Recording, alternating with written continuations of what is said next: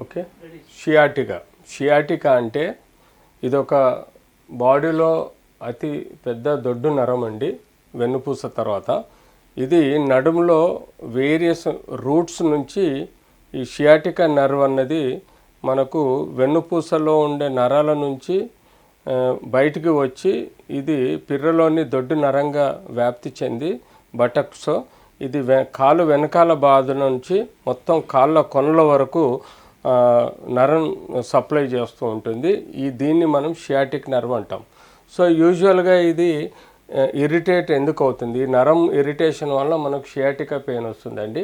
ఈ నరం ఇరిటేట్ ఎందుకు అవుతుందంటే వన్ మోస్ట్ కామన్ కాజ్ ఏంటంటే రెండు ఎముకల మధ్యలో ఇలా డిస్క్ అన్నది ఉంటుందండి. ఇది జెల్ లాంటి టిష్యూ, దీని చుట్టూ ఫైబ్రస్ లిగమెంట్ ఉంటుంది. ఎప్పుడైతే ఈ డిస్క్ పగిలిపోతుందో దీనిలో నుంచి వచ్చే జెల్ టిష్యూ ఏదైతుందో అది వెన్నుపూసలో ఉండే నరాన్ని నొక్కుకుపోతుంది. లెఫ్ట్ సైడ్ నరం ఉంటే లెఫ్ట్ సైడ్ నొక్కుద్ది, రైట్ అయితే రైట్ నరం, లేదంటే మధ్యలో సెంట్రల్ డిస్క్ అంటే మనం వెన్నుపూసను నొక్కడం, తద్వారా మనకు పెయిన్ వస్తుంది. షియాటిక్ అంటే ఎప్పుడైతే ఈ నరం రైట్ సైడ్ నొక్కకపోయినప్పుడు రైట్ సైడు తిమ్మిరి రావడం, ఈ డిస్క్ రెండు ఎముకల మధ్యలో ఉండే డిస్క్ వెనకాల వచ్చి నరాన్ని నొక్కటం వలన ఇక్కడ ఇన్ఫ్లమేషన్ అవుతుంది. ఇన్ఫ్లమేషన్ అంటే రెడ్నెస్, వాపు, నొప్పి, దీన్నే మనం ఇన్ఫ్లమేషన్ అంటాం. సో ఎప్పుడైతే ఈ షియాటికా నర్వ్ ఇరిటేట్ అవుతుందో ఇక్కడ వెన్నుపూసలో, అది ఆ నొప్పి మనకు కాలు వెనుక భాగంలో,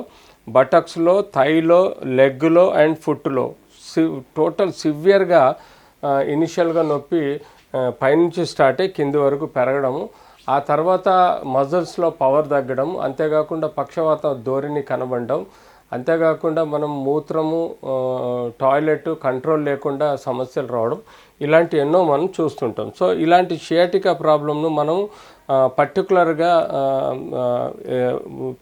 క్లినికల్ హిస్టరీ అంటే మేజర్గా వీళ్ళు కంప్లైంట్ చేసేది నడుము నొప్పి, ఆ నొప్పి మనకు బటక్లో నుంచి కిందికి పోవడం అనేది ఉంటుంది.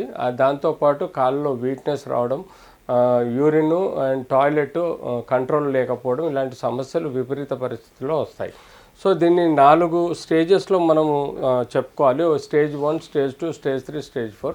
స్టేజ్ 1లో మనకు నొప్పి చిన్నగా పెరిగినప్పుడు కంప్లీట్ బెడ్ రెస్ట్ ఇవ్వడం, వారికి ట్రాక్షన్ ఇవ్వడం, పెయిన్ కిల్లర్స్ ఇవ్వడం లాంటివి చేసి మనం ఫిజియోథెరపీ ద్వారా తగ్గించే ప్రయత్నం చేస్తాం. అలా తగ్గనేలో మనం లేజర్ ఇంజెక్షన్స్ కానీ మనం స్టెరాయిడ్ ఇంజెక్షన్స్ ఇవ్వటం వలన కూడా ఆ ప్రాబ్లమ్స్ సాల్వ్ చేసే విధంగా చూసుకోగలుగుతాం. ఆ తర్వాత షియాటికా ఈవెన్ స్టేజ్ 3, స్టేజ్ 4లో కూడా మన నరాల ఒత్తిడి పెరిగిపోయి 6 నెలల వరకు ఏ మందులు పనిచేయకపోయినా, ఏ రెస్ట్ ఇచ్చినా పనిచేయకపోయినా అప్పుడు మనం తప్పనిసరి పరిస్థితుల్లో సర్జరీ చేసి ఈ డిస్క్ మీద ఉన్న ప్రెషర్ని తగ్గించే ప్రయత్నం చేయాలి.